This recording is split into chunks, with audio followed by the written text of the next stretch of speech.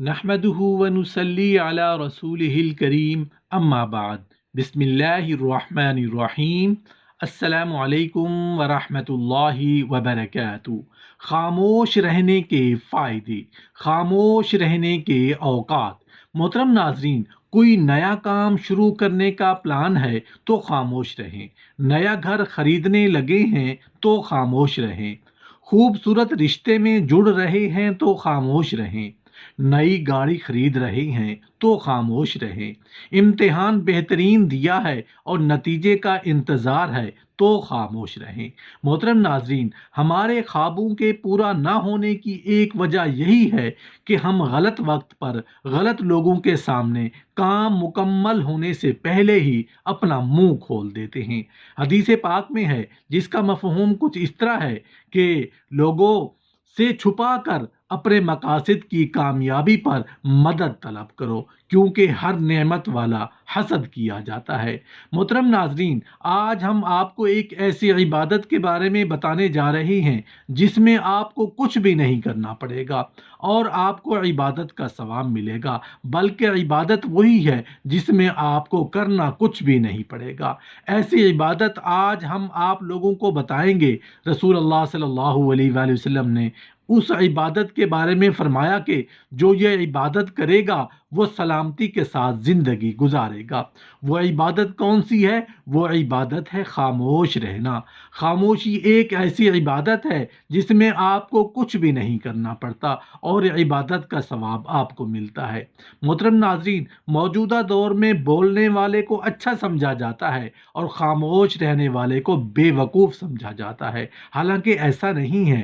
کم بولنا اور صحیح بات بولنا، وقت پر بولنا، اگر اچھی بات نہیں بول سکتے تو خاموش بیٹھے رہو۔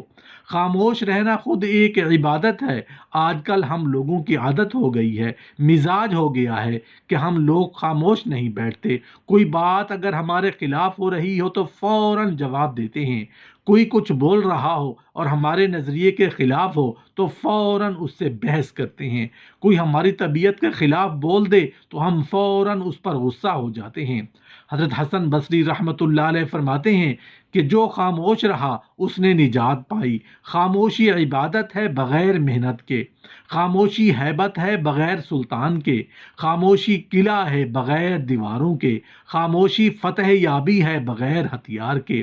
آئیے احادیث کے حوالے سے جانتے ہیں کہ خاموشی کے فائدے کیا ہیں اور خاموشی کی فضیلت کیا ہے۔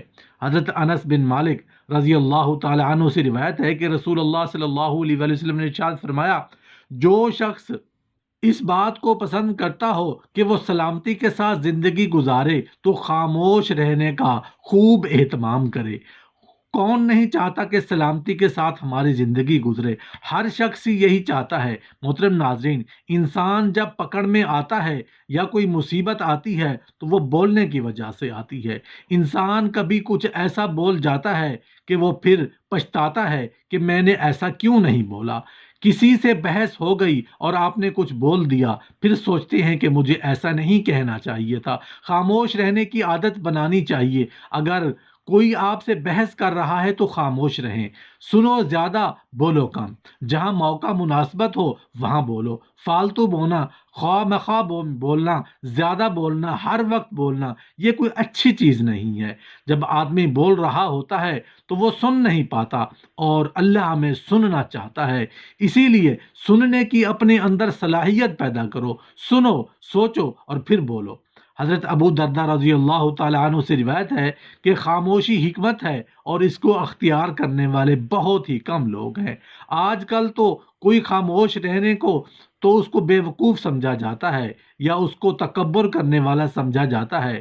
حضرت عبداللہ بن عمرو رضی اللہ تعالی عنہ سے روایت ہے کہ رسول اللہ صلی اللہ علیہ وآلہ وسلم نے ارشاد فرمایا، جو شخص خاموش رہا وہ نجات پا گیا۔ خاموشی ایسی بہترین چیز یا بہترین ہتھیار ہے کہ جو آپ کے دشمن یا مخالفوں کو لاجواب کر دیتی ہے اور آپ کو کامیاب کر دیتی ہے۔ اسی لیے جواب مت دو، خاموش ہو جاؤ۔ کوئی کچھ کہہ رہا ہے تو سنو اس کی پوری بات، غور کرو، جواب مت دو۔ حضرت ابو ذر رضی اللہ تعالیٰ عنہ ایک مرتبہ مسجد میں اکیلے بیٹھے ہوئے تھے کہ حضرت عمران رحمۃ اللہ علیہ ان کے پاس آئے اور پوچھا کہ آپ تنہائی میں کیوں بیٹھے ہوئے ہیں؟ تو حضرت ابو ذر رضی اللہ تعالی عنہ نے فرمایا کہ میں نے رسول اللہ صلی اللہ علیہ وسلم کو یہ فرماتے ہوئے سنا کہ برے دوستوں کی صحبت سے تنہائی بہتر ہے اور نیک لوگوں کی صحبت تنہائی سے بہتر ہے، اور اچھی بات کہنا خاموشی سے بہتر ہے، جبکہ بری بات کرنے سے خاموش رہنا بہتر ہے۔ اسی لیے اچھی بات کہو، اچھا بولو، اور اگر اچھا نہیں بول سکتے تو خاموش رہو۔ اگر کوئی آپ سے لڑنا چاہتا ہے تو آپ خاموش ہو جائیں۔ ایک حدیث کا مفہوم ہے کہ ایک مرتبہ ایک نالائق قسم کا آدمی حضرت ابوبکر صدیق رضی اللہ تعالی عنہ کو برا بھلا کہہ رہا تھا، تو حضرت ابوبکر صدیق رضی اللہ تعالی عنہ خاموش تھے اور حضور صلی اللہ علیہ وسلم مسکرا رہے تھے۔ جب وہ نالائق آدمی کچھ زیادہ کہنے لگا تو حضرت ابوبکر صدیق رضی اللہ تعالی عنہ نے بھی اس کو جواب دیا، تو حضور صلی اللہ علیہ وآلہ وسلم نے مسکرانا بند کر دیا اور تھوڑا سا ناگواری کا اظہار کیا۔ تو حضرت ابوبکر صدیق رضی اللہ تعالی عنہ کہنے لگے، یا رسول اللہ صلی اللہ علیہ وآلہ وسلم، جب وہ بول رہا تھا اور میں خاموش تھا تو آپ مسکرا رہے تھے، اور جب میں نے تھوڑا سا جواب دے دیا تو آپ تھوڑے سے ناراض ہو گئے۔ تو حضور صلی اللہ علیہ وآلہ وسلم نے ارشاد فرمایا کہ دیکھو، جب تم جواب نہیں دے رہے تھے تو تمہاری طرف سے فرشتہ اس کو جواب دے رہا تھا، اور جب تم نے جواب دینا شروع کیا تو فرشتہ چپ ہو گیا۔ تو اس سے بھی ہمیں پتہ چلتا ہے کہ اگر ہمیں کوئی اچھا کہے یا برا کہہ رہا ہے تو خاموشی سب سے بہترین ہتھیار ہے، خاموشی بہترین جواب ہے۔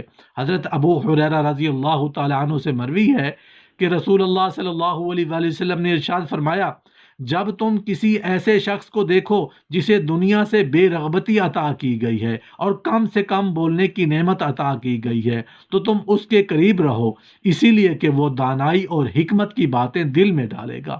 حضرت علی رضی اللہ تعالی عنہ سے مروی ہے کہ رسول اللہ صلی اللہ علیہ وآلہ وسلم نے ارشاد فرمایا کہ اسلام کی خوبی میں یہ بات بنیادی طور پر شامل ہے کہ انسان فضول باتوں اور فضول کاموں کو چھوڑ دے۔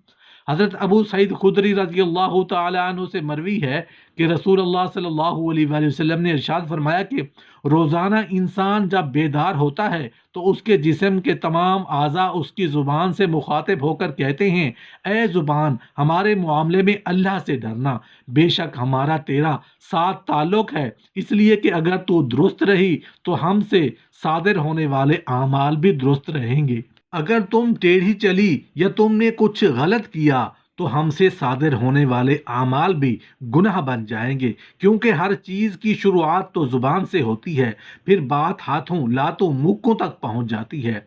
حضرت عبداللہ ابن مسعود رضی اللہ تعالیٰ عنہ سے مروی ہے کہ میں نے رسول اللہ صلی اللہ علیہ وآلہ وسلم کو یہ فرماتے ہوئے سنا، انسان کے زیادہ تر گناہ زبان کی وجہ سے ہوتے ہیں۔